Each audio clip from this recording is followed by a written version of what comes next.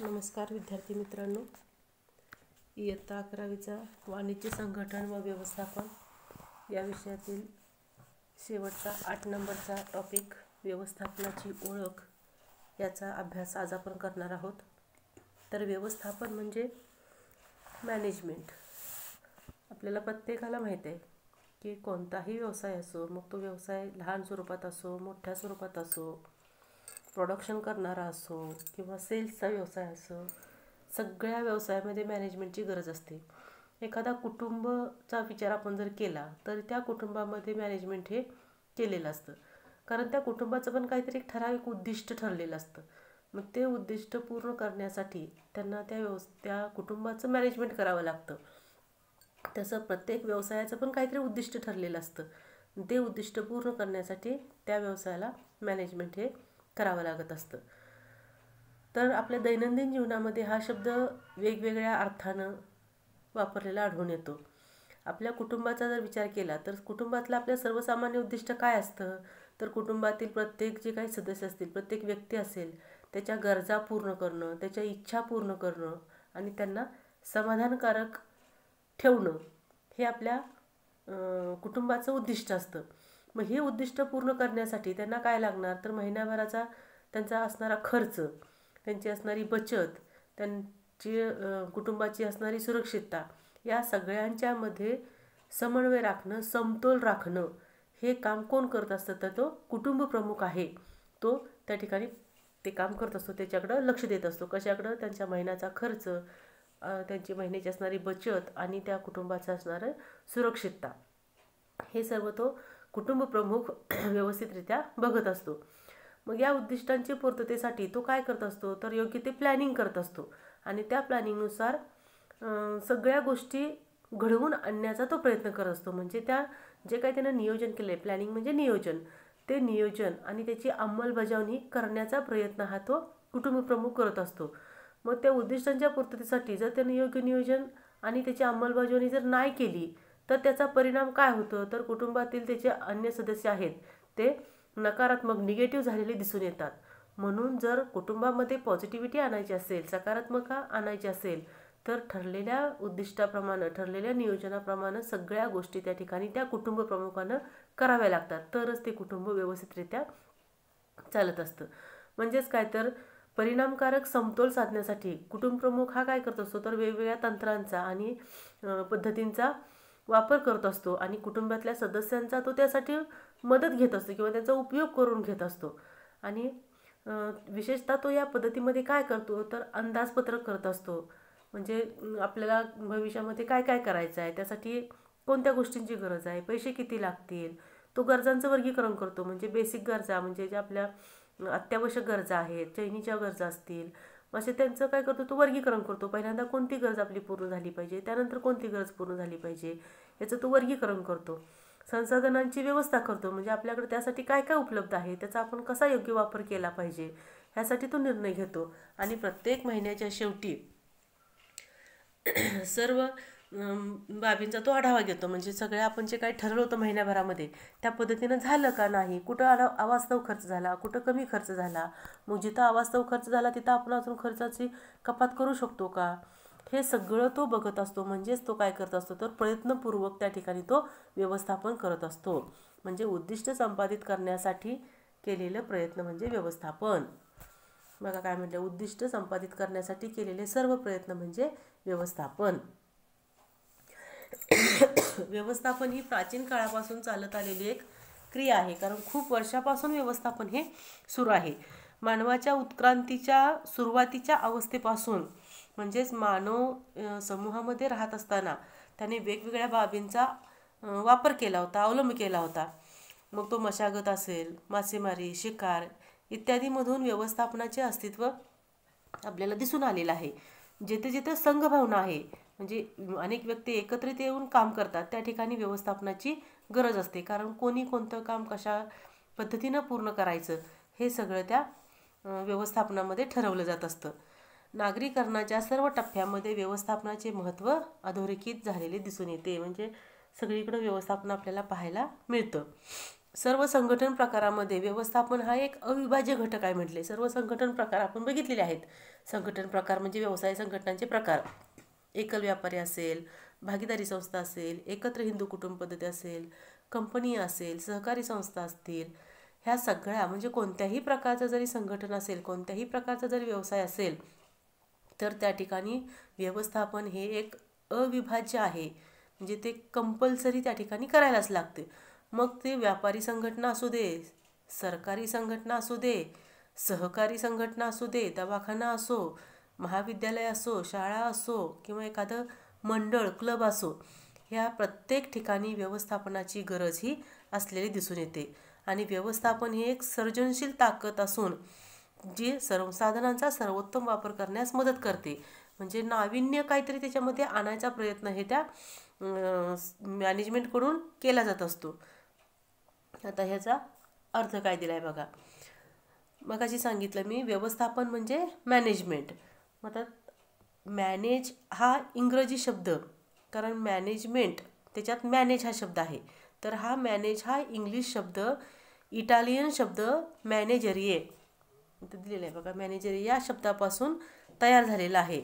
मग या शब्दाचा अर्थ काय तर हाताळणं. मग काय हाताळणं तर साधनं किंवा अश्व या अर्थाने रूढ असलेला पाहावयास मिळतो. म्हणजे मॅनेजरी या शब्दाचा अर्थ काय तर साधने या अर्थानं तो वापरलेला आहे. आणि हा शब्द लॅटिन शब्द मॅन्युस, आणि या मॅन्युस या शब्दाचा अर्थ आहे हात, आणि ॲग्रे याचा अर्थ कृती, या दोन शब्दापासून तयार झालेला आहे. बघा, मॅनेजरी हा शब्द लॅटिन शब्द मानस आणि ॲग्रे ह्या दोन्हींच्या पासून तयार झालेला आहे. पारंपरिक संकल्पनेनुसार व्यवस्थापन ही एखादी क्रिया पूर्ण करण्यापुरतंच मर्यादित होती. म्हणजे सुरुवातीला व्यवस्थापनाची व्याप्ती आहे ती मर्यादित होती. म्हणजे एखादं काम पूर्ण करणं झालं, व्यवस्थापन केलं असं मर्यादित होतं. परंतु सध्याच्या काळात व्यवस्थापनाचा अर्थ खूप मोठा झालेला आहे. त्याची व्याप्ती खूप मोठी झालेली पाहायला मिळते आपल्याला. मग त्या व्यवस्थापनाच्या विस्तृत संकल्पनेमध्ये पुढील पैलूंचा समावेश असतो. मग त्याच्यामध्ये कोणतं तर एखादी क्रिया किंवा विविध क्रिया हाताळणं, त्यानंतर मानवी संसाधनांची व्यवस्था पाहणं, तसंच वेगवेगळ्या परिस्थितीची हाताळणी करणे, ह्या सर्वांचा समावेश आहे तो त्या व्यवस्थापनामध्ये होत असतो. व्यवस्थापन हे सार्वत्रिक आहे. सर्व ठिकाणी व्यवस्थापन आहे. कोणत्याही एखाद्या ठिकाणी आहे, एखाद्या ठिकाणी नाही असं होत नाही. म्हणून व्यवस्थापन हे काय तर सार्वत्रिक आहे. प्रत्येक संघटनेला वेळोवेळी निर्णय घेणे, बघा, प्रत्येक संघटनेला वेळोवेळी निर्णय घ्यावे लागत असतात. मग ते निर्णय घेणं, त्यानंतर त्यांच्याकडे जी काही साधन संपत्ती आहे, साधन सामुग्री आहे, त्याची जुळवाजुळव करणं, हे सगळं त्या व्यवस्थापनामध्ये समाविष्ट होतं. आता उदाहरण दाखल दिले इथं बघा. मनुष्यबळ म्हणजे उपलब्ध असणारी मानवी साधन संपत्ती, त्यांच्याकडे उपलब्ध असणारा पैसा, त्यांच्याकडे असणारी मशिनरी सामग्री, आणि ते वापरण्याची असणारी पद्धती, कामाचं मूल्यमापन करणं आणि उपक्रमामध्ये समन्वय साधणं, नेतृत्व करणे, आवश्यक ती योग्य कृती करणं, आणि या सर्व पार्श्वभूमीवर व्यवस्थापनाची व्याख्या आणि अर्थ समजून घेणं महत्त्वाचं आहे. म्हणजे बघा, व्यवस्थापनामध्ये कशा कशाचा यांनी समावेश केला आहे तर मनुष्यबळ, पैसा, सामग्री, मशिनरी, त्याची योग्य ती पद्धती, मग केलेल्या कामाचं मूल्यमापन, आणि वेगवेगळे जे काही विभाग असतील, वेगवेगळे उपक्रम संस्थेमध्ये राबवले जात असतील, त्यांच्यामध्ये योग्य तो समन्वय साधणं, त्याचं नेतृत्व करणं, ह्या सगळ्याचा समावेश आहे तो कशामध्ये येत असतो तर त्या व्यवस्थापनामध्ये येत असलेला दिसून येतो. हा त्याचा अर्थ झाला. आता त्याच्या व्याख्या वेगवेगळ्या तज्ज्ञांनी वेगवेगळ्या व्याख्या केलेल्या आहेत. तर पहिली व्याख्या काय केली आहे बघा, कुणी केलेली आहे ते बघा. पहिली व्याख्या केली मेरी पार्कर फॉलेट यांनी.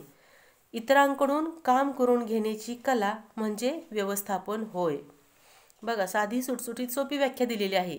इतरांच्याकडून म्हणजे दुसऱ्या व्यक्तींच्याकडून काम करून घेण्याची कला म्हणजे व्यवस्थापन होय. आपल्या संस्थेमध्ये ज्या काही व्यक्ती असतील, वेगवेगळ्या विभागामध्ये काम करणारे व्यक्ती असतील, त्या सर्वांना काम सांगायचं आणि त्यांच्याकडून काम करून घ्यायचं म्हणजे काय तर व्यवस्थापन, असं मेरी पार्कर फॉलेट यांचं मत आहे. अतिशय सोपी व्याख्या आहे बघा, व्याख्या पाठ करून ठेवायची. ही पारंपरिक व्याख्या. या पारंपरिक व्याख्येनुसार व्यवस्थापन हे काय म्हटले लोकांकडून कामं पूर्ण करून घेण्यावर ते लक्ष केंद्रित करत असतं. पण उत्पादन साधन संपत्ती किंवा उत्पादन संसाधनं, यंत्रसामुग्री इत्यादीचा सखोल विचार या व्याख्येमध्ये केलेला दिसून येत नाही.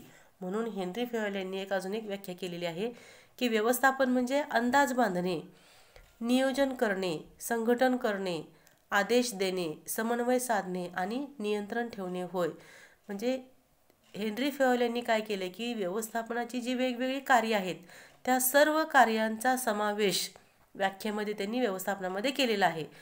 आता एखादं उद्दिष्ट आहे, ते उद्दिष्ट पूर्ण करण्यासाठी व्यवस्थापन काम करत असतं. उदाहरणादाखल आपला व्यवसाय आहे, तर व्यवसायाचं उद्दिष्ट काय, तर नफा मिळवणं. मग त्याच्यासाठी ही जी काही सगळी कार्य सांगितले त्या कार्यांचा तो वापर करत असतो. कोण, तर व्यवस्थापक म्हणजे मॅनेजर. मग त्याच्यात पहिलं काय म्हणते, अंदाज बांधणे. म्हणजे तो व्यवस्थापक काय करणार की बाबा गेल्या वर्षी किती नफा झाला होता, त्याच्या गेल्या वर्षी किती झाला होता, सलग 10 वर्षाचा तो आढावा घेऊ शकतो आणि अंदाज बांधू शकतो की या वर्षी आपल्या व्यवसायाला किती नफा होईल. हा त्यानं काय केला, अंदाज केला. त्यानंतर तो नियोजन करतो. नियोजन करणार म्हणजे काय, तर ते 10,000 रुपये जर किंवा 10 लाख रुपये जर त्यानं नफा मिळवायचा जर अंदाज बांधला असेल तर ते 10 लाख रुपये कशा पद्धतीनं आपण मिळवू शकतो याचं तो प्लॅनिंग करणार आहे. म्हणजेच त्यानं काय केलं, नियोजन केलं. मग त्यानंतर तो संघटन करतो. म्हणजे त्याला काही एकट्याला ते काम करणं शक्य नाही. मग त्यासाठी तो व्यवसायामध्ये वेगवेगळ्या ठिकाणी वेगवेगळ्या कर्मचाऱ्यांची नियुक्ती करणार, त्यांना काम वाटून देणार आणि ते कामं वाटून देताना त्यांना आदेश देणार. वेगवेगळ्या विभागांना वेगवेगळे तो आदेश देणार. आता वेगवेगळे विभाग आले की प्रत्येकाचं कार्य वेगवेगळं चालून चालत नाही. एकमेकांना पूरक असं कार्य त्या प्रत्येकाचं असावं लागतं. म्हणजेच तो काय करतो, त्या प्रत्येक विभागामध्ये समन्वय साधण्याचं कार्य करत असतो. आणि सर्वात शेवटी नियंत्रण म्हणजे प्रत्यक्ष ठरवलेलं उद्दिष्ट आणि सगळं काम पूर्ण झाल्यानंतर त्याने अचीव्ह केलेलं टार्गेट याचं कंपॅरिझन केलं जातं. त्याला म्हणायचं नियंत्रण. हे नियंत्रण ठेवणे. ह्या सर्व कामांचा समावेश आहे तो कशामध्ये येतोय, तर ह्या व्यवस्थापनामध्ये होत असलेला दिसून येतो. म्हणजे नियंत्रणामध्ये कसं होते बघा, आपण 10 लाख उद्दिष्ट ठरवलेलं होतं. नफा किती मिळवायचा होता चालू वर्षात, 10 लाख. वर्षाच्या शेवटी ते बघणार, समजा 8 लाखच नफा झाला तर काय झालं, आपण उद्दिष्टापर्यंत पोचलो नाही, अजून थोडंसं आपण कुठंतरी कमी पडतोय. हे म्हणजे निर्धारित उद्दिष्ट आणि साध्य केलेली उद्दिष्टे हे तपासून पाहण्याचं काम आहे ते नियंत्रणामध्ये केलं जात असतं. त्यामुळे तुम्ही काय करा, ही हेनरी फेयल आणि मेरी पार्कर फॉलेट ह्या दोघांच्या व्याख्या आहेत त्या पाठ करून ठेवा. त्यानंतर आता आपल्याला बघायचे अजून पुढे 2 तज्ज्ञांचे दिलेत, पण काय डीपमध्ये एवढं हे नको. त्यानंतरचं सांगितलं व्यवस्थापनाची वैशिष्ट्ये. तर आता व्यवस्थापनाच्या वैशिष्ट्यामध्ये पहिलं काय सांगितलं, हे व्यवस्थापन हे उद्दिष्ट प्रधान असते. आता उद्दिष्ट प्रधान म्हणजे तर मग सांगितलं मी, व्यवस्थापन का करायचं, तर प्रत्येक व्यवसायाचं किंवा कुठल्या कुटुंब जरी असेल तरी त्यांचं एक काहीतरी उद्दिष्ट ठरलेलं असतं आणि ते उद्दिष्ट पूर्ण करण्यासाठी गरज कशाची असते, तर मॅनेजमेंटची असते, व्यवस्थापनाची असते. म्हणून काय म्हटलेलं आहे की व्यवस्थापन हे एक उद्दिष्ट प्रधान आहे.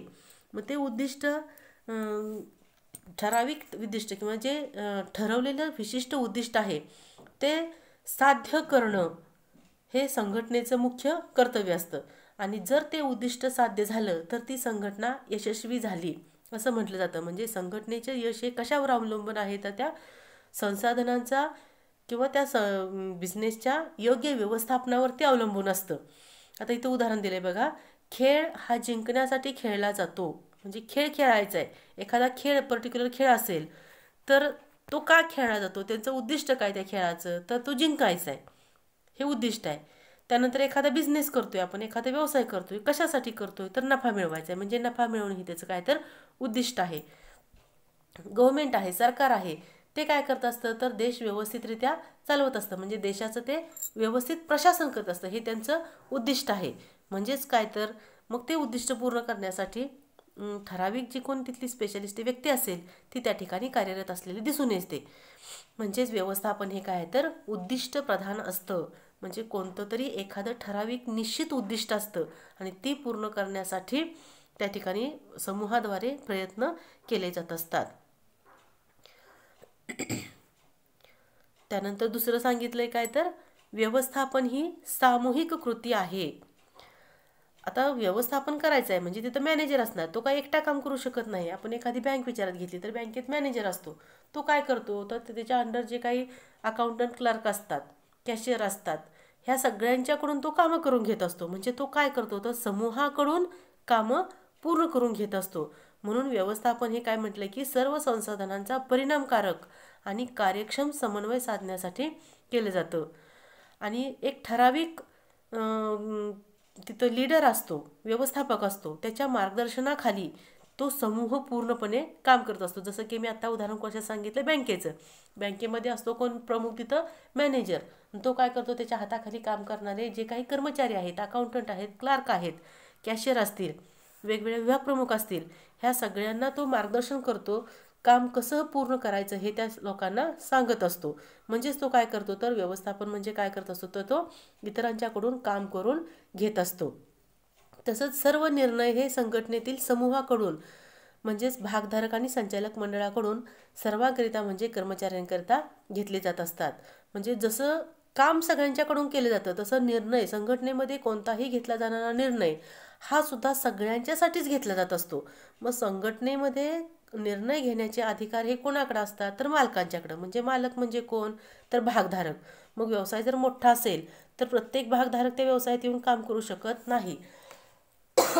त्यासाठी तिथं संचालक मंडळाची नेमणूक केलेली असते. आणि हे संचालक मंडळ काय करतं तर त्या कर्मचाऱ्यांच्यासाठी, त्या व्यवसायाचे मालक आहेत ह्या सर्वांच्यासाठी योग्य ते निर्णय घेण्याचं काम हे करत असतं. म्हणजे व्यवस्थापन ही थोडक्यात काय आहे तर एक सामूहिक कृती असलेली दिसून येते. त्यानंतर तिसरं वैशिष्ट्य सांगितलं आहे व्यवस्थापन अदृश्य स्वरूपात असते. म्हणजे व्यवस्थापन हे संघटनेचं स्वतंत्र कुठलंही काम नाही, तर ते एक संघ नेतृत्वाचं काम आहे किंवा संघ नेतृत्वाचा तो एक सांघिक परिणाम आहे असं म्हटलेलं आहे. मग व्यवस्थापनामध्ये काय काय येतंय तर नियोजन येतंय, संघटन येतंय, निर्णय प्रक्रिया आहे, मार्गदर्शन आहे, आदेश देणं आहे, नियंत्रण आहे. आणि ह्या सगळ्या कामामध्ये एक सुसूत्रता आणण्याचं, त्यांच्यामध्ये समन्वय साधण्याचं काम हे या व्यवस्थापनाद्वारे केलं जात असतं. म्हणजे अदृश्य स्वरूपात आहे, त्याच्या मूर्त स्वरूप आपण दाखवू शकत नाही. फॉर एक्झाम्पल आपण वर्गातला बेंच दाखवू शकतो, वर्गातला फळा दाखवू शकतो, शिक्षक दाखवू शकतोय, विद्यार्थी दाखवू शकतोय, खडू दाखवू शकतोय. पण आपलं कॉलेज व्यवस्थितरित्या सुरू आहे, त्याचं मॅनेजमेंट जे काही व्यवस्थापकाकडून केलं जात आहे, हे मॅनेजमेंट म्हणजे हे चाललं आहे किंवा ही एक वस्तू आहे असं आपण दृश्य स्वरूपामध्ये दाखवू शकत नाही. जसं की आपण गुडविल बघितलेलं आहे अकाउंटमध्ये, गुडविल ही काय आहे तर अदृश्य मालमत्ता आहे. तसं व्यवस्थापन हे सुद्धा कसं आहे तर अदृश्य स्वरूपात आहे, त्याला मूर्त स्वरूपामध्ये म्हणजे एखादी वस्तू आहे असं आपण दाखवू शकत नाही. परंतु ह्या व्यवस्थापनाचा अल्टिमेट इफेक्ट म्हणजे त्याचा काय म्हणायचं त्याचा परिणाम, सर्वोत्तम व्यवस्थापनाचा परिणाम हा कशावरून दिसून येतो तर त्या एखाद्या व्यवसायाचं झालेला नफा असेल किंवा त्यांचं चाललेलं व्यवस्थितरित्या कामकाज असेल, त्यांचं जे काही ठरलेलं उद्दिष्ट आहे ते पूर्णपणे जर साध्य झालं असेल तर त्यावरून काय लक्षात येतं की हे व्यवस्थापन उत्कृष्टरित्या चाललेलं आहे असं दिसून येत असतं. त्यानंतर चौथा पॉईंट काय सांगितलं आहे, व्यवस्थापन ही एक सातत्यपूर्ण प्रक्रिया आहे. म्हणजे ते कंटिन्युटी आहे. आज व्यवस्थापन केलं आहे, उद्या नाही करणार, परवा करणार असं होत नाही. ते एक कायमस्वरूपी निरंतरपणे चालणारं एक काम आहे. म्हणून तो व्यवस्थापनाचा एक अविभाज्य घटक आहे असं म्हटलेलं आहे. जेवढा कालावधी त्या संघटनेचा आहे त्या संपूर्ण कालखंडामध्ये व्यवस्थापन हे गरजेचं असतं. मग व्यवसाय सुरू करण्यापूर्वी असो किंवा व्यवसाय सुरळीत चालण्यासाठी असो किंवा त्या व्यवसायावरती नियंत्रण ठेवणं असेल, प्रत्येक क्रिया आहे ती निरंतरपणे चालत असते.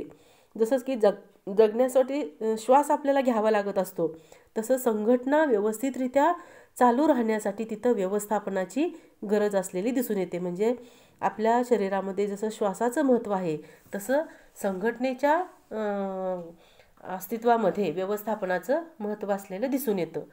त्यानंतरचं पुढचं वैशिष्ट्य काय सांगितलं आहे बघा, 5 नंबरचं, व्यवस्थापन हे परिस्थितीनुरूप असते. जसं की विज्ञानाचे नियम आहेत, चेंडू वरून टाकला की खालीच जाणार, खालीच पडणार जमिनीवर, गुरुत्वाकर्षणाचा नियम. तसं इथं नाही. व्यवस्थापन हे काय असतं परिस्थितीनुसार बदलत असतं.